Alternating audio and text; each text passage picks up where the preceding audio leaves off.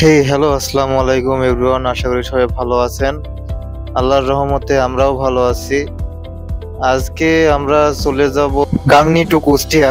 প্রথমে আপনারা তিরাইল পার হয়ে চোখতলা রোডটা দেখতেই পাচ্ছেন, কত সুন্দর পরিবেশ, চারিদিকে গাছপালা লাগিয়ে রেখেছে। রাস্তাটা বানানোর পরেই কিন্তু মানুষের অনেক সুনাম পেয়েছে যিনি বানিয়েছেন। তারপরে এই ধুলাময় রোডটা দেখতেই পাচ্ছেন, কত গাড়ি আসা যাওয়া করছে। ট্রাক গেলেই তো ধুলায় চোখে কিছু দেখা যায় না।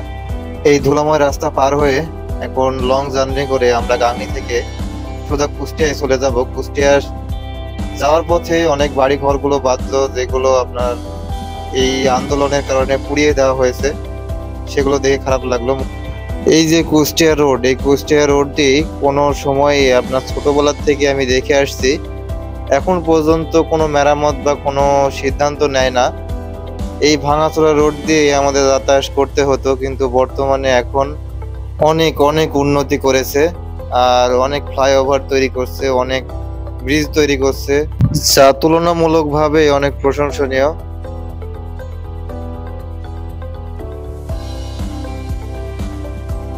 দেখুন, তিনটি ট্রাকই কিন্তু আপনার রং রোড দিয়ে আসছে, তার পরবর্তীতে আবার একটি মোটরসাইকেল আমাদের দিকে রং সাইড দিয়ে চলে আসছে। এভাবেই কিন্তু অ্যাক্সিডেন্টটা হয়।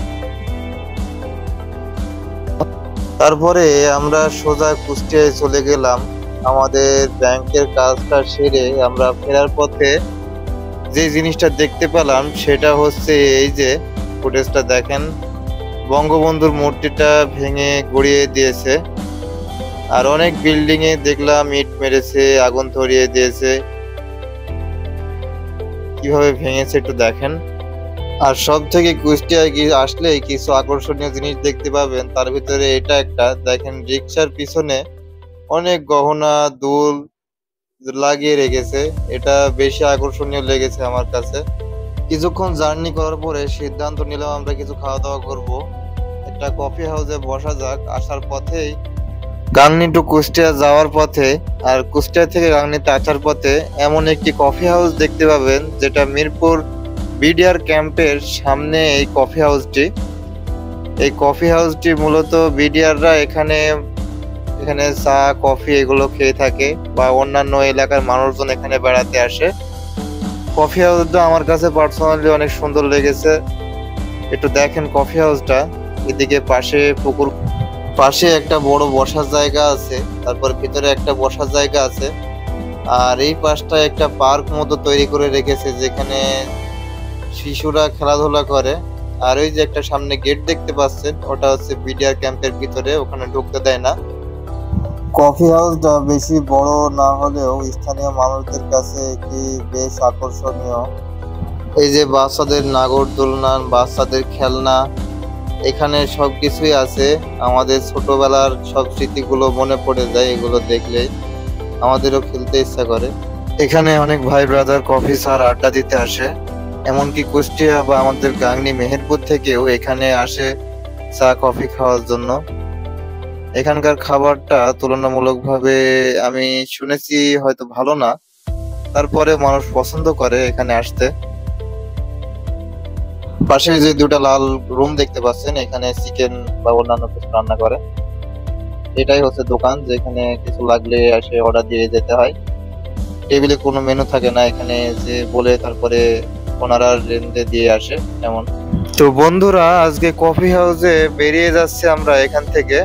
আর আমরা রাস্তায় যেতে যেতে দেখবো বিডিআর ক্যাম্পটা আর রেলওয়ে স্টেশনটা। তারপরে আমরা গাংনীর উদ্দেশ্যে রওনা দিব। মিরপুর বিডিআর ক্যাম্প কেন দিয়েছে সেটা সম্পর্কে আমি আপনাদের এখন বলি। বাংলাদেশ যখন যুদ্ধ হয়েছিল বাংলাদেশে পাকিস্তানের সাথে, তখন 9টা সেক্টরে ভাগ করেছিল।